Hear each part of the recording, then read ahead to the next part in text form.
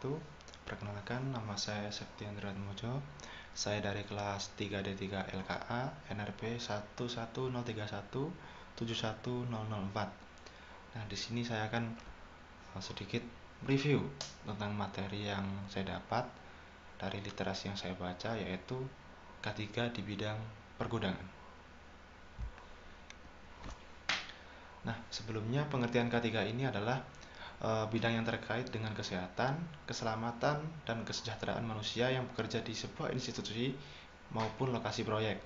Nah, tujuan kesehatan dan keselamatan kerja ini untuk memelihara kesehatan dan keselamatan di lingkungan kerja. Ini berlaku untuk karyawan dan non-karyawan ya. Nah, sesuai dengan materi yang saya dapat, yaitu pergudangan, yaitu sebuah elemen vital yang dimiliki oleh perusahaan. Nah, pergudangan ini berfungsi untuk menyimpan barang untuk produksi atau hasil produksi dalam jumlah dan rentang waktu tertentu, yang kemudian didistribusikan ke lokasi yang dituju berdasarkan permintaan. Nah, di dalam gudang terdapat berbagai macam aset perusahaan, baik berupa raw material, barang setengah jadi, atau barang jadi.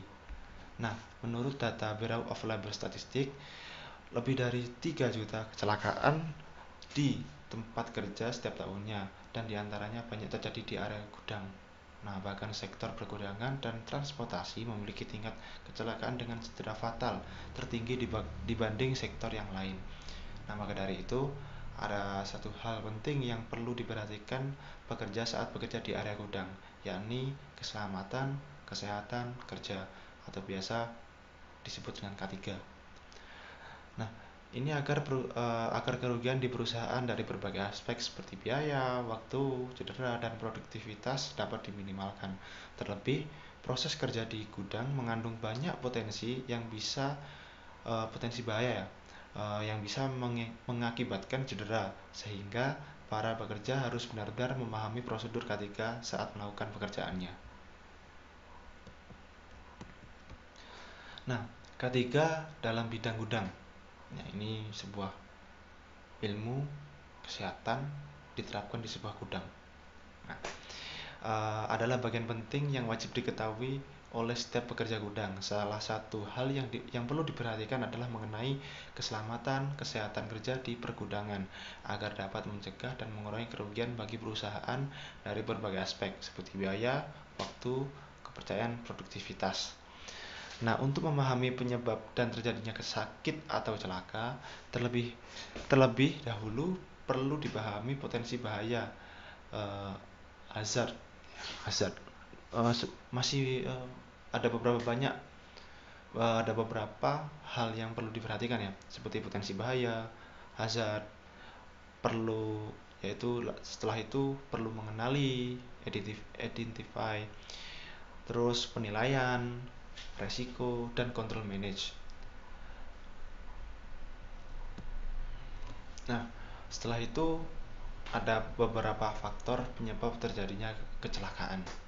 Di antaranya faktor fisik, kimia, biologi, fisiologis, dan mental fisiologis.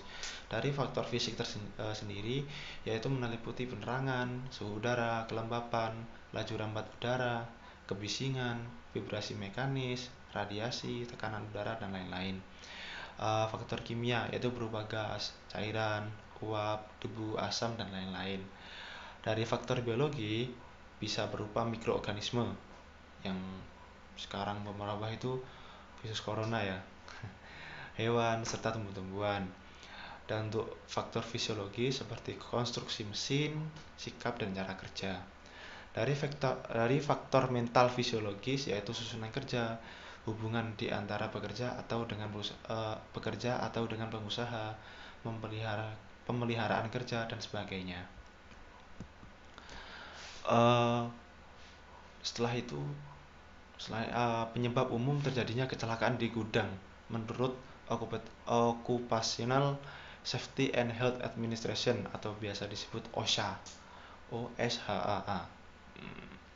Nah, yaitu berupa kesalahan saat mengoperasikan forklift, penyimpanan, dan penyusunan palet atau barang tidak tepat atau tidak aman. Nah, setelah itu menggunakan alat pelindung diri APD yang tidak sesuai atau lalai menggunakan APD.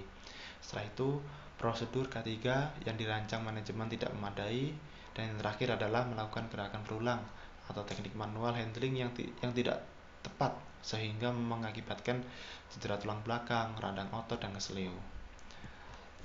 Nah, dari literasi yang saya baca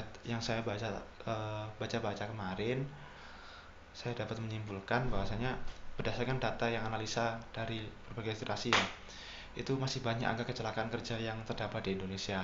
Hal ini disebabkan masih kurangnya upaya perusahaan untuk memenuhi hak dari tenaga kerja, salah satunya dalam mengatur sistem K3 oleh pengusaha atau dalam suatu perusahaan. Nah, sebagai suatu sistem program yang dibuat bagi pekerja maupun pengusaha, kesehatan dan keselamatan kerja atau biasa disebut K3 diharapkan dapat menjadi upaya preventif terhadap timbulnya kecelakaan kerja dan penyakit akibat hubungan kerja dalam lingkungan kerja. Nah, pelaksanaan K3 ini diawali dengan cara mengenali hal-hal yang berpotensi menimbulkan kecelakaan kerja dan penyakit akibat hubungan kerja, dan tindakan antisipatif bila terjadi hal demikian. Tujuan dari dibuatnya sistem ini adalah untuk mengurangi biaya perusahaan apabila timbul kecelakaan kerja dan penyakit akibat hubungan kerja. Peran tenaga kesehatan dalam menangani korban kecelakaan adalah menjadi melalui pencegahan sekunder. Ini dilaksanakan melalui pemeriksaan kesehatan pekerja yang meliputi pemeriksaan awal. Nah, seperti sekarang sudah diterapkan di beberapa pabrik, yaitu sebelum masuk, karena wabah pandemi ini ya, sebelum masuk ke pabrik akan dicek suhunya, terus disemprotkan disinfektan, terus mencuci tangan serta menggunakan hand sanitizer. Selanjutnya pemeriksaan berkala dan pemeriksaan khusus untuk mencegah terjadinya kecelakaan dan sakit di tempat kerja dapat dilakukan dengan penyuluhan tentang kesehatan dan keselamatan kerja. Ya, sekian video dari saya. Kurang lebihnya saya mohon maaf. Sedikit pesan dari saya, teman-teman dijaga kesehatannya ya. Ini tahun terakhir, bisa kok lulus semuanya. Assalamualaikum.